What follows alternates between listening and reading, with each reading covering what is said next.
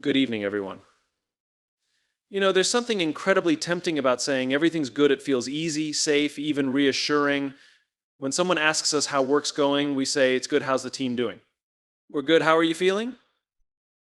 Oh, everything's good. But here's the thing about that statement, it's dangerous. When we say everything's good, it feels like we're wrapping life up in a neat little package, presenting it as smooth and under control.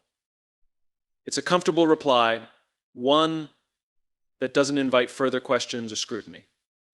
But behind those three words can lie stagnation, complacency, and even denial. It's not just a phrase we throw out in passing, it's often a mindset we adopt when we don't want to dig deeper, confront challenges, or face uncomfortable truths. That's where the danger lies. Everything's good often functions as a shield to avoid exploring areas of improvement.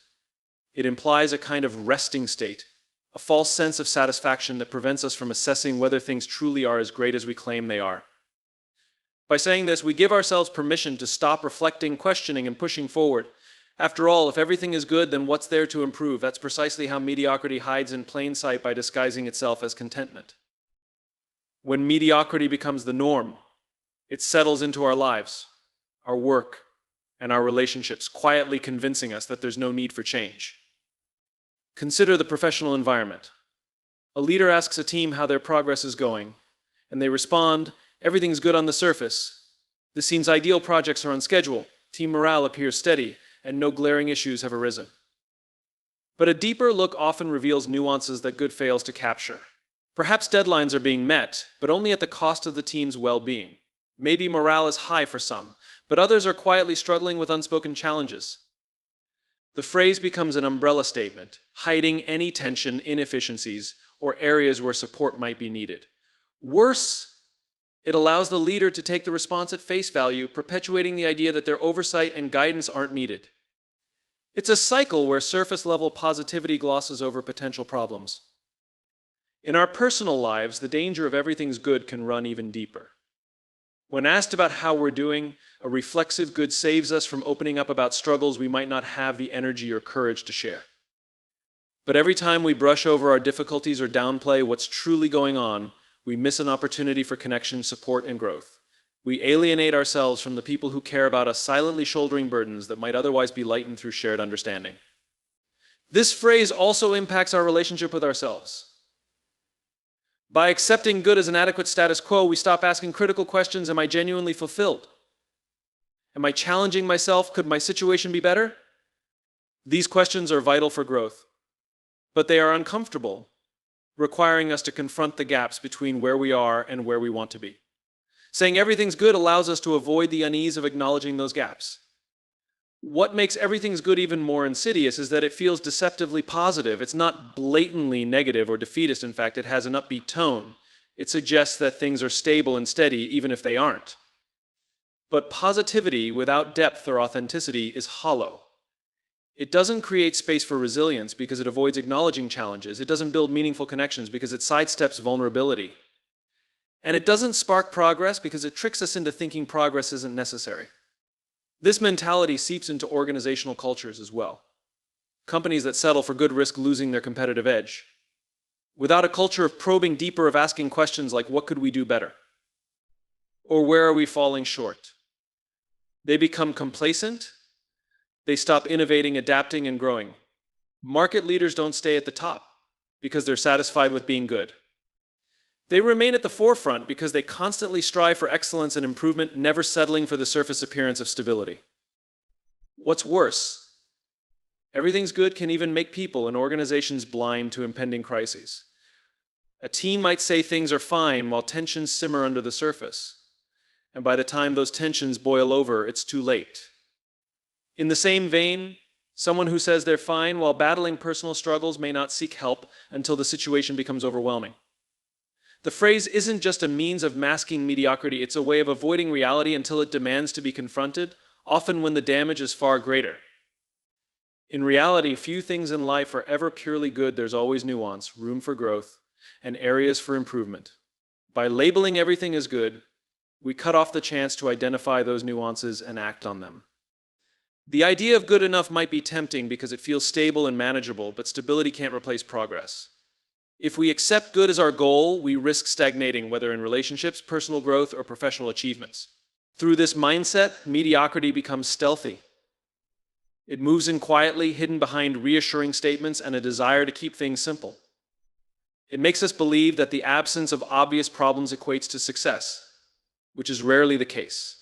True success requires uncomfortable reflection and the willingness to acknowledge and address imperfections, something everything's good prevents us from doing. Progress is not born out of comfort. It emerges from a space that feels uneasy, from a willingness to confront the things that are not working and to address the gaps between where we are and where we need to be.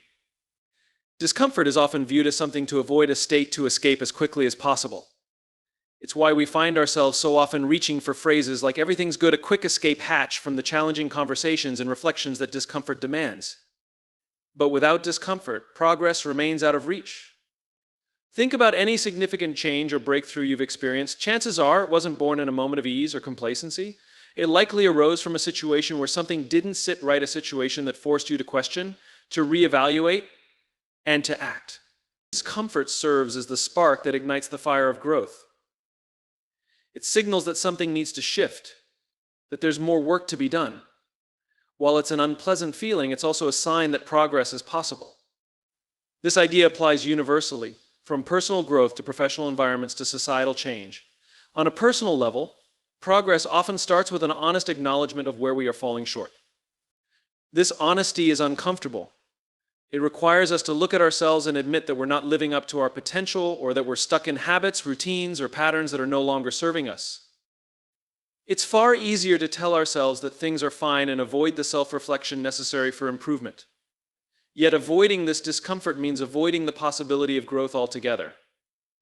In professional settings, the same principle holds true. When a team or organization embraces the illusion that everything is running smoothly, it creates a sense of comfort that stifles innovation. If everyone believes the processes are perfect or the product is already the best it can be, there's no room for exploration or experimentation. Teams that never challenge the status quo eventually find themselves falling behind, overtaken by those who are willing to admit that not everything is okay. Discomfort in these settings, whether it's realizing that customers aren't as satisfied as they appear to be, or acknowledging that internal systems are inefficient, leads to the type of critical analysis and creative problem solving that drives organizations forward. The reluctance to confront discomfort is deeply ingrained in human nature. We are wired to seek comfort, to find stability and stay there. But stability can often be mistaken for success, and comfort can become a cage. When we avoid discomfort, we deny ourselves the chance to see the cracks and weaknesses that need to be addressed. Growth often means stepping into unknown territory, facing challenges that we may not have immediate answers for. It means risking failure, criticism, or even rejection, all deeply uncomfortable experiences. But it's in these spaces of uncertainty and challenge that progress becomes possible. Societal change provides another powerful example of this principle. Historically, movements that led to progress, equality, and justice began with discomfort, confronting long-held beliefs, disrupting existing systems, and forcing difficult conversations. Progress required people to sit in the unease of acknowledging inequality, systemic flaws, or collective failure. These were not easy truths to face, and yet without facing them, change would have remained a distant dream. Comfort is seductive, but it cannot move the needle. Only discomfort can. Another reason discomfort is so integral to progress is that it forces us to confront the fear that holds us back. Fear is often the root cause of resistance to growth. We fear the unknown, we fear failure, and we fear judgment. When things feel good, we're unlikely to risk disrupting that perceived stability. Discomfort, however, pushes us out of that bubble. It asks us to move through fear rather than around it. It's often in the moments when we feel stretched or uncertain that we discover our own resilience and capacity for growth. Progress also depends on our willingness to engage in uncomfortable conversations with others. This could mean giving honest feedback to a colleague, addressing conflict within a team, or speaking up about something that isn't working. These conversations are rarely easy. They expose vulnerabilities, highlight differences, and require a degree of courage that not everyone is willing to muster. However, they are often the moments that lead to breakthrough solutions that wouldn't have been found without the willingness to engage with the discomfort of disagreement or tension. Discomfort also has a way of sharpening our focus. When we feel too comfortable, we become complacent, allowing ourselves to drift or take things for granted. Discomfort forces us to pay attention, to notice the things that are out of alignment. It's like an alarm system alerting us to the areas of our lives or work that need our attention. Ignoring it doesn't make the problem go away, it simply delays the inevitable. When we lean into discomfort, we tap into its potential as a catalyst for change. The discomfort we feel when we confront what isn't working is a small price to pay for the progress that comes from it. It's a momentary unease that opens the door to long-term fulfillment, success, and transformation. While it's natural to resist it, the truth is that the most significant moments of growth and achievement are often born from those spaces of discomfort where we confront the gap between where we are and where we aspire to be. Blind spots are among the most dangerous forces in our lives and work environments. They are the unnoticed flaws, overlooked problems, or ignored signals that can quietly unravel trust, innovation, and growth. What makes blind spots so insidious is that they are, by definition, invisible to us. They sit just outside our awareness, often disguised by habits, assumptions, and the need to avoid conflict. And the root of these blind spots, more often than not, it's avoidance, our desire to believe that if there's no glaring issue in front of us, there's no issue at all. Trust is one of the first casualties of blind spots. When individuals or organizations ignore feedback, dismiss small warning signs, or fail to investigate underlying tensions, trust begins to erode. A manager who assumes the team is functioning well without taking the time to check in might miss the growing discontent or disengagement of employees. A colleague who brushes off subtle shifts in a coworker's attitude might overlook a brewing conflict that could escalate later. Trust thrives in an environment of transparency and attentiveness. When blind spots exist, people begin to feel unseen, unheard, and undervalued, creating a foundation of doubt and hesitation. The presence of blind spots in relationships or teams doesn't just hinder trust, it actively prevents innovation. Innovation requires a willingness to challenge assumptions, address weaknesses, and approach problems from fresh perspectives. Blind spots create a false sense of security that keeps us from asking critical questions. If a team believes its processes are flawless, they won't explore opportunities for improvement. If leaders assume they have all the answers, they won't seek diverse perspectives that could spark groundbreaking ideas. Blind spots lull us into believing we're on solid ground when, in reality, we may be standing on a foundation full of cracks.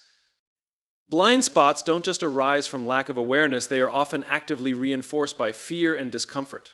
We avoid addressing certain issues because it's easier not to look at them. A struggling employee goes unnoticed because addressing their performance feels uncomfortable. An inefficient system is tolerated because the thought of changing it seems overwhelming. In these moments, blind spots aren't simply things we fail to see, they are things we choose to ignore. This willful ignorance compounds over time, creating larger problems that become increasingly difficult to resolve. Organizations in particular are vulnerable to the destructive power of blind spots. When leadership adopts an everything's good mentality, it sets the tone for a culture of avoidance. Employees hesitate to raise concerns, fearing they'll be dismissed or perceived as disruptive. Opportunities for honest dialogue and constructive feedback diminish. Over time, these blind spots grow unchecked, leading to missed opportunities, declining morale, and eventually crises that could have been prevented with earlier intervention. What starts as a small oversight can snowball into major failures, not because the issue was unmanageable, but because it was ignored for too long. One of the ways blind spots destroy relationships, whether professional or personal, is by stalling connection. At the heart of every healthy relationship is an understanding of each other's needs, challenges, needs, and aspirations. When blind spots develop, they prevent this understanding from deepening. A person who believes everything is fine in their relationships might overlook signs that their partner is feeling distant or unfulfilled. A leader who assumes their team is satisfied might miss the quiet signs of burnout or disengagement. These moments of missed insight create distance, making people feel unseen and unvalued, which ultimately weakens the bonds of connection. The danger of blind spots is also magnified by their ability to disguise themselves. They often hide behind phrases like, "This has always worked for us," or, "If it isn't broken, why fix it?" These statements act as blindfolds, keeping us from questioning whether the old way of doing things still serves us in a rapidly changing world. They perpetuate a belief that stability is the same as progress, which is rarely the case. Progress requires continuous evaluation and adaptability, neither of which is possible when blind spots prevent us from recognizing the need for change. Another layer to the destructive power of blind spots is that they isolate us from the very feedback and input we need to identify and address them. Feedback is one of the most powerful tools for growth, but it can also be the most uncomfortable to receive. When people avoid feedback or dismiss it as irrelevant, they effectively lock themselves into their blind spots. It's only by remaining open to critique, even when it stings, that we can begin to uncover the things we've been missing. Yet fear often leads us to shut down this process, leaving blind spots unchallenged and unaddressed. The consequences of blind spots can escalate to systemic levels. In a team or organization, small blind spots like disregarded employee concerns or overlooked inefficiencies create a culture of complacency. Over time, this culture normalizes avoidance, discouraging people from speaking up or challenging the status quo. Leaders become disconnected from the realities of their teams, and teams lose trust in their leaders' ability to see and address the real issues. This disconnection can grow until it's no longer a blind spot but a glaring problem. And by then, the damage may be much harder to repair. On an individual level, blind spots prevent personal growth. They keep us in a place of false security, where we believe there's nothing more to learn, no flaws to correct, and no challenges worth facing. Personal blind spots may manifest as resistance to change, reluctance to take risks, or unwillingness to seek feedback. They create a limited view of our potential, boxing us into a version of ourselves that feels comfortable but ultimately stagnant. Without identifying and confronting these blind spots, we remain stuck, unable to reach the heights we're capable of achieving. Honesty is the foundation of any meaningful progress, whether in our personal lives, professional relationships, or broader endeavors. Yet, honesty is one of the most challenging virtues to consistently practice. Being brutally honest, both with ourselves and others, requires a level of vulnerability and courage that many of us are often hesitant to embrace. But without it, growth becomes stagnant, trust erodes, and opportunities for transformation are lost. It's easy to avoid honesty, especially when it means confronting uncomfortable truths or addressing areas where we've fallen short. However, the cost of this avoidance is far greater than the discomfort that honesty might bring. When we fail to be honest with ourselves, we allow illusions to dictate our actions and decisions. We tell ourselves that everything is fine when it's not. We convince ourselves that certain habits, choices, or relationships are working when, deep down, we know they're not serving us. Self-deception is tempting because it feels easier than facing reality, but it locks us into cycles of stagnation. Honesty, on the other hand, is the catalyst for change. It begins with acknowledging where we are not where we wish to be or where we pretend to be. This kind of self-reflection can be deeply uncomfortable, but it's also empowering. Only when we recognize our true starting point can we begin to map out a path forward. Honesty with others is equally vital and equally challenging. In relationships, whether personal or professional, honesty builds trust. It creates a foundation where people feel safe to communicate openly, express their concerns, and share their ideas. Yet, being honest often involves risks. It might mean giving someone difficult feedback, addressing conflicts directly, or admitting to mistakes. These conversations are never easy, but they are necessary for connection and progress. When we avoid honesty in an effort to protect ourselves or others from discomfort, we ultimately do more harm than good. Without honesty, misunderstandings fester, resentments build, and the gaps between people grow wider. In a professional context, honesty is the cornerstone of effective leadership. A leader who is unwilling to confront reality cannot inspire their team to achieve meaningful results. Imagine a manager who tells their team that everything is on track when, in truth, deadlines are being missed and morale is slipping. In the short term, this approach might avoid difficult conversations or protect people from temporary anxiety. But over time, the lack of honesty creates confusion and frustration.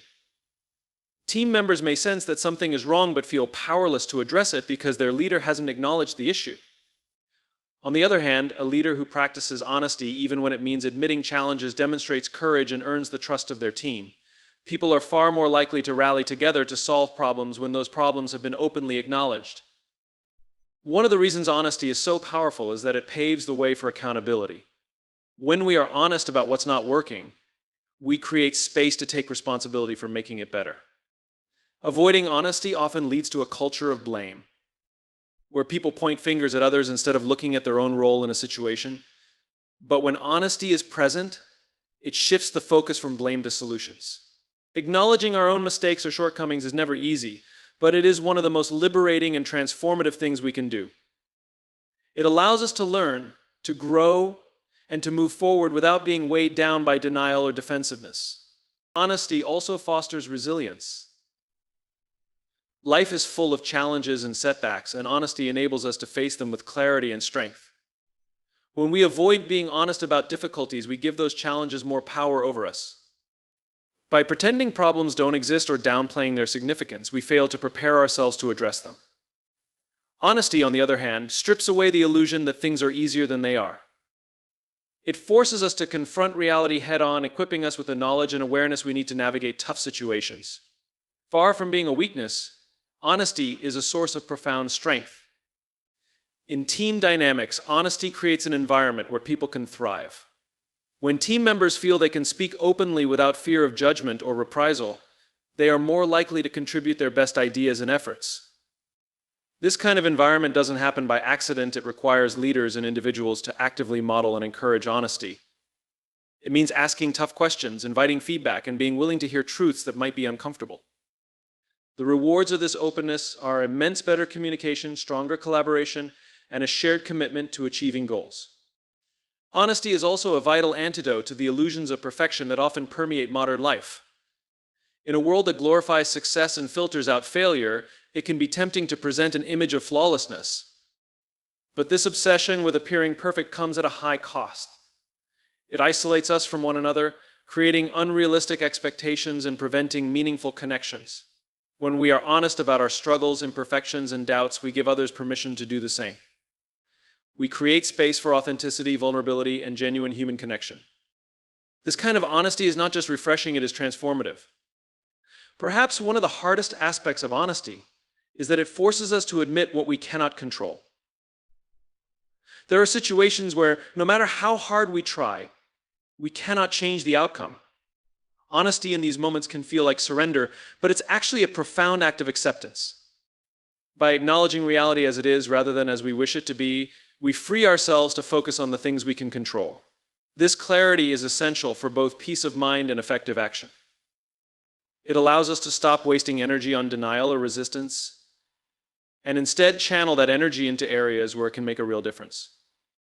Avoidance is one of the most instinctive reactions we have as human beings, but it is also one of the most dangerous when it comes to our growth, relationships, and aspirations. It's tempting to avoid discomfort, conflict, or unpleasant truths. After all, who enjoys facing something painful or admitting to a shortcoming? But avoidance is rarely a solution. In fact, it acts like a slow-acting poison, eroding our confidence, connections, and capacity for progress over time. What we avoid does not disappear, it lingers, quietly growing into something harder to face and more destructive than if we had addressed it at the outset. Think about a situation where avoidance might feel like the easier path. A person who recognizes they're unhappy in their career might avoid exploring other opportunities because it's daunting to start over. Someone who knows their relationship has become strained might avoid having an open conversation about it because they fear the confrontation or the possibility of losing the connection altogether. At first glance, avoidance provides relief. It shields us from having to confront the immediate difficulty of a situation. However, the problem doesn't go away, it festers. Avoiding the hard choices and conversations delays action, often making the eventual consequences more severe. It prolongs the discomfort rather than resolving it. On a personal level, avoidance creates barriers to growth. The situations we avoid tend to be the ones we most need to confront to improve ourselves. Whether it's a fear of failure, a reluctance to acknowledge weaknesses, or resistance to change, avoidance prevents us from stepping into the discomfort where growth takes place. The truth is, we grow when we stretch beyond our comfort zones, and avoidance keeps us firmly planted within them. We may feel safe in the short term, but over time, we feel stagnant, trapped by our unwillingness to face the very things that could set us free. In relationships, avoidance undermines trust and connection. When issues go unspoken or problems are swept under the rug, they don't resolve themselves. Instead, they become unspoken barriers between people. For example, a friend who avoids addressing a misunderstanding might inadvertently create a gulf in the relationship. Over time, unaddressed issues pile up, eroding trust and making the bond feel less secure. In professional relationships, avoidance can be equally damaging. A manager who avoids providing honest feedback to a team member might feel they are sparing that person discomfort, but in reality, they're robbing them of the opportunity to grow and improve. Over time, this lack of feedback can lead to frustration, missed opportunities, and even resentment.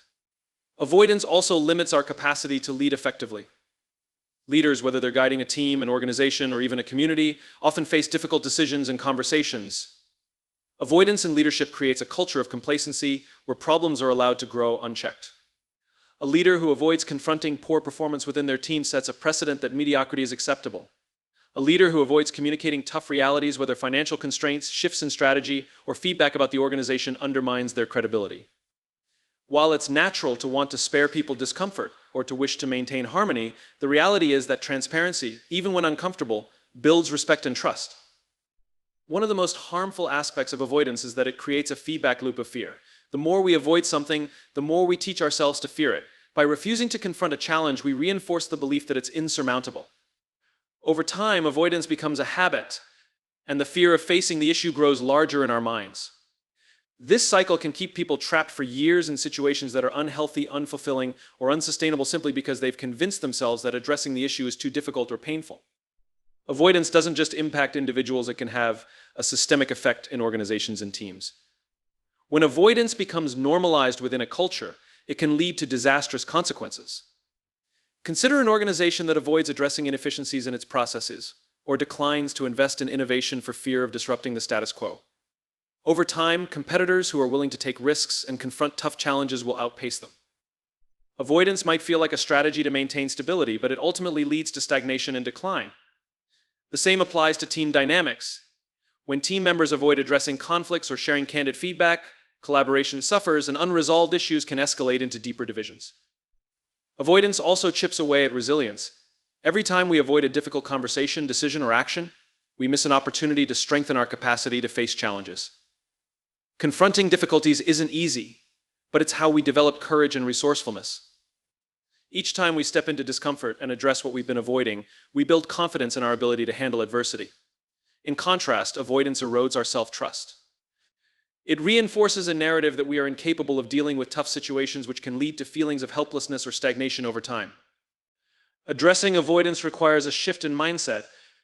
It's not about eliminating fear or discomfort, it's about learning to tolerate and work through them. Fear is a natural reaction to uncertainty, but it doesn't have to dictate our actions. When we lean into the things we're avoiding, we often discover that they aren't as insurmountable as we imagined. The conversation we were dreading might lead to understanding and resolution. The risk we were afraid to take might open up new opportunities.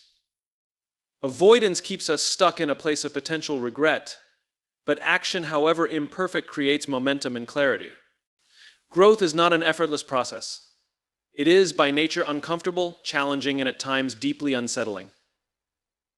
Yet, it is within this discomfort that true transformation takes place. We often shy away from this reality, longing for growth without growing pains, for change without disruption. But the truth is that growth requires us to confront the edges of who we are, to stretch beyond our current capacities, and to venture into territories of uncertainty. It demands an openness to failure, a willingness to wrestle with our weaknesses, and a readiness to embrace challenges that test the very core of our abilities.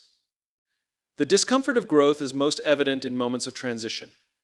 Whether it's stepping into a new role, pursuing a bold goal, or shifting our mindset, growth inherently involves leaving behind the familiar. There is comfort in the known, even when it no longer serves us. We cling to habits, beliefs, and routines because they provide a sense of stability. But this very comfort is what keeps us from evolving.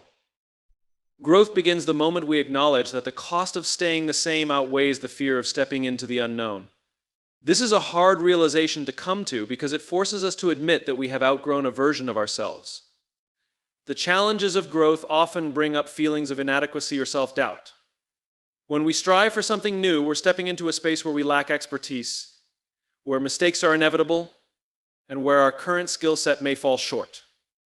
This can feel deeply uncomfortable, especially if we're used to succeeding in our current environment.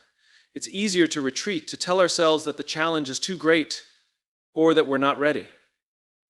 But in doing so, we deny ourselves the opportunity to expand our abilities. The discomfort of feeling unprepared or uncertain is not a sign of failure, it's a sign that we're growing. Growth also requires us to be brutally honest with ourselves about where we are and where we need to improve. This kind of honesty is rarely comfortable. It forces us to confront our blind spots, to acknowledge our weaknesses, and to take responsibility for our own limitations. Many people avoid this process because it can feel like admitting defeat. But growth is not about perfection, it's about progression. When we embrace the discomfort of self-examination, we gain clarity about what needs to change and why. This clarity empowers us to take intentional steps forward rather than repeating patterns that no longer serve us. The discomfort of growth is not limited to individual challenges, it also shows up in relationships and group dynamics. When we push ourselves to grow, it often requires renegotiating the terms of our interactions with others. As we evolve, we may find that certain relationships no longer align with our values or goals. This can be an incredibly painful realization, but it is also an essential part of growth. Growth requires us to surround ourselves with people who challenge, inspire, and support us, not those who hold us back or encourage us to remain stagnant. Making these shifts in our relationships is rarely easy, but it is necessary for continued progress. The discomfort of growth is amplified by the fear of failure. Failure is often seen as a setback, something to be avoided at all costs. But in reality, failure is an integral part of growth. Every mistake we make is an opportunity to learn, to refine our approach, and to build resilience. The most successful people are not those who avoid failure, but those who embrace it as part of the process. They understand that growth and failure are two sides of the same coin. Each stumble forward brings us closer to the person we're meant to become. Growth also challenges our perception of time. It's not a quick or linear process, it requires patience and persistence. We often expect immediate results from our efforts and become disheartened when progress feels slow. But growth doesn't happen in a straight line. It involves setbacks, detours, and moments of doubt. These periods of stagnation or regression can feel deeply discouraging, but they are an inherent part of the process. Growth requires us to trust that the discomfort and challenges we face are not wasted, they are shaping us in ways we may not yet fully understand. Another uncomfortable truth about growth is that it often requires letting go. This could mean releasing old habits, outdated beliefs, or even aspects of our identity that no longer align with who we are becoming. Letting go is rarely easy because it involves mourning the loss of the familiar, even when we know it's holding us back. Growth demands that we make space for new possibilities by releasing the things that weigh us down. This is a deeply uncomfortable process, but it is also deeply freeing. Each time we let go of what no longer serves us, we open ourselves to the potential of something greater. At its core, the discomfort of growth is what makes it so transformative. It forces us to confront ourselves in ways we might otherwise avoid. It teaches us to embrace challenges, to lean into uncertainty, and to persist through setbacks. Growth strips away our illusions of control and perfection, leaving us with a truer understanding of ourselves and our capabilities.